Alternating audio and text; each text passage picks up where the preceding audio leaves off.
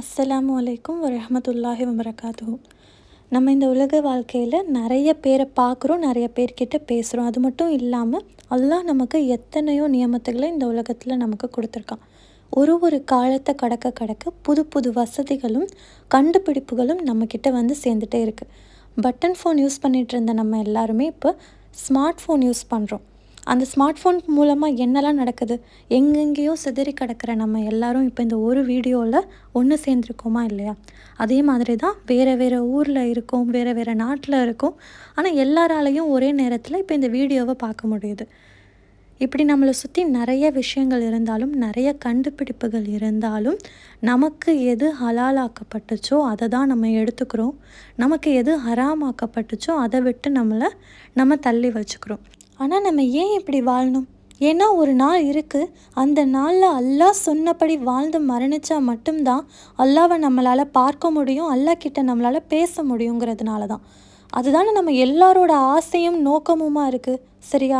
சில செயல்கள் செய்கிற அந்த மனிதர்களை மட்டும் அல்லாஹ் நான் உங்களை பார்க்க மாட்டேன், உங்ககிட்ட பேச மாட்டேன்னு சொல்கிறான். அந்த நபரில் முதலாவதாக நம்ம பார்க்க போகிறது உபரியான தண்ணீரை தர மறுப்பவன். தண்ணிங்கிறது வந்து நாம் உருவாக்குற ஒரு பொருள் கிடையாது. அல்லாஹ் நமக்கு கொடுத்த ஒரு அற்புதம். அப்படிப்பட்ட அற்புதத்தை நம்ம வந்து பிறர் அனுபவிக்க விடாமல் தடுக்கிறோம் அப்படின்னா அல்லாஹ் அவங்கள நிச்சயமாக பார்க்க மாட்டான். தண்ணிங்கிறது மனுஷனுக்கு மட்டும் தேவைப்படுற ஒரு விஷயமா? உலகத்தில் வாழ்ந்துட்டு இருக்க எல்லா உயிரினங்களுக்கும் தேவைப்படுற ஒரு பொருளாக இருக்குது. அபூ ஹுரைரா ரலியல்லாஹு அன்ஹு சொல்லி காட்டுறாங்க, நபி ஸல்லல்லாஹு அலைஹி வஸல்லம் அவர்கள் சொன்னதா, 3 பேர்கிட்ட அல்லாஹ் மறுமை நாளில் பேச மாட்டான். அதில் முதல் நபர் யார் தெரியுமா? அவன்கிட்ட தன்னோட தேவைக்கு மேலே அதிகமாக தண்ணி இருக்கும். அப்படி இருந்தால் கூட அவன் வந்து அதை பிறருக்கு உபயோகப்படுத்துறதுக்கு தரமாட்டான். அவங்கள நோக்கி அல்லாஹ் சொல்கிறானா, உன் கரங்கள் உருவாக்காத தண்ணியோட மீதத்தை நீ மக்களுக்கு தடுத்த, இன்று நான் என் அருளிலிருந்து உன்னை தடுக்கிறேன்னு சொல்லிடுவானாம். அல்லாஹ் அவங்கள ஏறெடுத்து பார்க்க மாட்டான், ஏன் அவங்கள பரிசுத்தப்படுத்த மாட்டான், அவங்கக்கிட்ட பேச மாட்டான்னு சொல்லிடுவான். இப்போ நம்ம வாழ்ந்துட்டுருக்கிற சூழ்நிலையை எடுத்துக்கிட்டோம் அப்படின்னா, நிறைய பேரோட வீட்டு வாசலில் பெரிய பெரிய பைப் இருக்கும், இன்னும் கிணறு இருக்கலாம், எதுவாக வேணாலும் இருக்கட்டுமே. ஒரு 2-3 பேர் வந்து ரொம்ப தாகமாக இருக்குது, கொஞ்சோண்டு தண்ணி பிடிச்சிக்கிட்டுமான்னு கேட்கும்போது, இங்கெல்லாம் தண்ணிலாம் குடிக்கக்கூடாது, போங்க வெளியில் அப்படின்னு சொல்லி துரத்துறவங்களும் இன்னும் இருந்துட்டு தானே இருக்காங்க. நம்மளில் பாதி பேர் ஏன் குடிச்சிக்கோங்க, இதில் என்ன இருக்குதுன்னு சொல்லி தண்ணி நம்ம கொடுக்குறவங்க இருந்தாலும் கூட, இங்கே தண்ணிலாம் குடிக்கக்கூடாது, இங்கே தண்ணிலாம் இல்லை அப்படின்னு சொல்லி விரட்டுற மனிதநேயமற்ற மனிதர்களும் நம்மளோட ஒருத்தராக தான் வாழ்ந்துட்டுருக்காங்க. அப்படி மனிதநேயமே இல்லாமல் நடந்துக்கிற அந்த மனுஷனை அல்லாஹ் பார்க்க மாட்டேன், பரிசுத்தப்படுத்த மாட்டேன்னு சொல்கிறான். அடுத்தது 2வது நபர் யாருன்னு பார்ப்போம். பொய் சத்தியம் செய்து வியாபாரம் செய்பவன். அதாவது இப்போ நடக்கக்கூடிய வியாபாரத்தெல்லாம் சொல்லவே வேணாம். பொய் இல்லாமல் எந்த வியாபாரமும் நடக்கிறதே கிடையாது. உண்மையை சொல்லி யாராவது ஒருத்தன் வியாபாரம் பண்ணிட்டா போதும், அவன் பொழைக்க தெரியாதவன், இன்னும் இப்படியே இருக்கான் அப்படின்னு சொல்லிட வேண்டியது. இதுவே பொய் சொல்லி வியாபாரம் பண்ணுறவனை அறிவாளின்னு நினச்சிக்கிட்டு இருக்கக்கூடிய ஒரு சூழ்நிலையான சிச்சுவேஷன் தான் இப்போ போயிட்டு இருக்குது இல்லையா? இதை பற்றி ஹக்கீம் பின் ஹிசாம் ரலியல்லாஹு அன்ஹு சொல்லி காட்டுறாங்க, நபி ஸல்லல்லாஹு அலைஹி வஸல்லம் அவர்கள் சொன்னதா, விற்பவருக்கும் வாங்குபவருக்கும் அவங்க பிரிகிற வரைக்கும் அந்த வியாபாரத்தை முறித்து கொள்ளும் உரிமை இருக்குன்னு சொல்கிறாங்க. இன்னும் என்ன சொல்கிறாங்க தெரியுமா? யார் உண்மையை சொல்லி நியாயமாக வியாபாரம் செய்கிறானோ அவனுக்கு அந்த வியாபாரத்தில் பரக்கத் கூடுமா. இதுவே யார் உண்மையை மறைச்சு பொய் சத்தியம் செஞ்சு பொய் சொல்லி ஒரு வியாபாரம் செய்கிறானோ அவனுடைய அந்த வியாபாரத்தில் அல்லாஹ்வுடைய பரக்கத் இருக்காதுன்னு சொல்கிறாங்க. இப்போ இருக்கிற சூழ்நிலையில் இப்போ நம்மளே எடுத்துக்கோங்களேன், ஒரு கடைக்கு போகிறோம், அங்கே வந்து ஏதோ ஒரு பழம் வாங்குகிறோம், 1 கிலோ 50 ரூபான்னு சொல்கிறாங்க. உடனே நம்ம என்ன செய்வோம்? வாங்கிடுவோமா? இல்லை. 1 கிலோ வந்து 50 ரூபாலாம் கிடையாது, 30 ரூபா தான், நான் அந்த கடையில் கேட்டேன், நான் இந்த கடையில் பார்த்தேன் அப்படின்னு எவ்வளோ பேசுகிறோம். ஏன் பேசுகிறோம்? அந்த மாதிரி ஒரு சூழ்நிலை ஏன் வந்துச்சு? ஏன்னா இப்போ எல்லா கடையிலையும் இப்படி பொய் சொல்லி அதிகமாக சொல்லி தான் விற்கிறாங்கங்கிறது மனுஷங்க எல்லாருக்கும் தெரிஞ்சு போன அளவுக்கு வியாபாரங்கிறது பொய்யில் மூழ்கின ஒரு விஷயமா இருக்குதா இல்லையா? இதை பற்றி தான் அபூ ஹுரைரா ரலியல்லாஹு அன்ஹு சொல்லி காட்டுறாங்க, நபி ஸல்லல்லாஹு அலைஹி வஸல்லம் அவர்கள் சொன்னதா, 3 பேரை அல்லாஹ் பார்க்க மாட்டான், பேச மாட்டான்.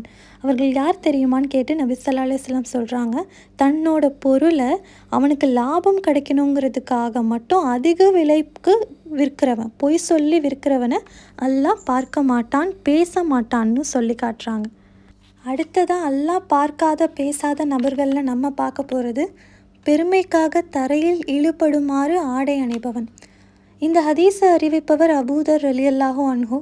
நபி ஸல்லல்லாஹு அலைஹி வஸல்லம் அவர்கள் சொன்னதாக சொல்லி காட்டுறாங்க, 3 பேர்கிட்ட அல்லாஹ் பேச மாட்டான், அவங்கள பார்க்க மாட்டான், அவங்கள தூய்மைப்படுத்தவும் மாட்டான், இன்னும் அவங்களுக்கு கடும் தண்டனையும் இருக்குது அப்படின்னு நபி ஸல்லல்லாஹு அலைஹி வஸல்லம் 3 முறை இதை சொன்னதாக சொல்கிறாங்க. அதுக்கப்புறம் சொன்னாங்களாம், அவர்கள் நஷ்டமடைந்து விட்டனர் அப்படின்னு. அப்போது அபூதர் ரலியல்லாஹு அன்ஹு கேட்குறாங்க, யார் அவர்கள் அப்படின்னு கேட்கும்போது நபி ஸல்லல்லாஹு அலைஹி வஸல்லம் சொல்கிறாங்க, ஆடை தரையில் இழுபடுமாறு அணிபவன்னு சொல்கிறாங்க. இப்போது நம்மளில் பல பேரோட ஆடை அந்த மாதிரி தான் இருக்குது. பெண்கள் சொல்லவே வேணாம், லாங் ஃப்ராக், லாங் கவுனுன்னு இன்னும் ஏராளம். எல்லாமே எப்படி இருக்குது, தரையை பெருக்கிட்டு போகிற மாதிரியான ட்ரெஸ்ஸை தான் நம்ம போடக்கூடிய ஒரு சூழ்நிலை இருக்குது. அல்லாஹ் அந்த நிலைமையிலிருந்து நம்ம எல்லாரையும் பாதுகாக்கணும். ஏன்னா தரையில் இழுபடுமாறு ஆடை அணிகிறவங்கள அல்லாஹ் பார்க்க மாட்டேன், பேச மாட்டேன், தூய்மைப்படுத்த மாட்டேன், இன்னும் வேதனையும் இருக்குன்னு சொல்லியிருக்கான். ஸோ இதிலிருந்து நம்ம இன்னும் கவனமாக இருக்கணும். அடுத்ததாக நம்ம பார்க்க போகிறது, செய்த உதவியை சொல்லி காட்டுபவன். பிறருக்கு தான் செய்த உதவியை சொல்லி காட்டுபவனே அல்லாஹ் பார்க்க மாட்டான். நம்ம சமூகத்தில் உதவி செய்கிறவங்க ரொம்ப குறைவு தான். அதிலும் செஞ்ச உதவியை சொல்லி காட்டாமல் இருக்கிறவங்கன்னு பார்த்தா அது ரொம்ப ரொம்ப கம்மி. நம்ம எல்லாருமே நல்லா தெரிஞ்சுக்க வேண்டிய ஒரு விஷயம் என்ன தெரியுமா, உதவி செய்யாதவனை விட செஞ்ச உதவியை ஒருத்தன் திரும்ப திரும்ப சொல்லி காமிக்கிறான் பாருங்கள், அவன் தான் குற்றத்திற்குரியவன் இல்லையா? மேலும் இதை பற்றி அபூதர் ரலியல்லாஹு அன்ஹு சொல்லி காட்டுறாங்க, நபி ஸல்லல்லாஹு அலைஹி வஸல்லம் அவர்கள் சொன்னதா, 3 பேரை அல்லாஹ் பார்க்க மாட்டான், பேச மாட்டான், அவர்களை தூய்மைப்படுத்தவும் மாட்டான். அப்போ யாருன்னு கேட்டப்போ சொல்கிறாங்க, செய்த உதவியை சொல்லி காட்டுபவன்னு சொல்கிறாங்க. ஒருத்தர் செஞ்ச உதவியை சொல்லி காமிச்சிட்றான்னு வச்சுங்க, அவன் கோடி ரூபா கொடுத்து ஒருத்தவங்களுக்கு உதவி செஞ்சுருந்தாலும் அவனுக்கு அதிலிருந்து ஒரு அணு அளவு நன்மை கூட கிடைக்காதுங்கிறத அவன் ஞாபகத்தில் வச்சுக்கணும். ஸோ இந்த செயல்களை நம்ம செஞ்சோம்னா நம்மளால் அல்லாவோட முகத்தை பார்க்க முடியாது, அல்லாஹ்கிட்ட பேச முடியாது. இந்த வீடியோவில் நம்ம சில விஷயங்களை பற்றி பார்த்தோம். இன்ஷா அல்லாஹ் அல்லாவை பார்க்கக்கூடிய பாக்கியமுடைய நன்மக்களாக நம் அனைவரையும் அல்லாஹ் ஆக்கி அருள் புரிவானாக என்று கூறியவளாக எனது உரையை நிறைவு செய்கிறேன். அஸ்ஸலாமு அலைக்கும் வரஹ்மத்துல்லாஹி வபரகாத்துஹு.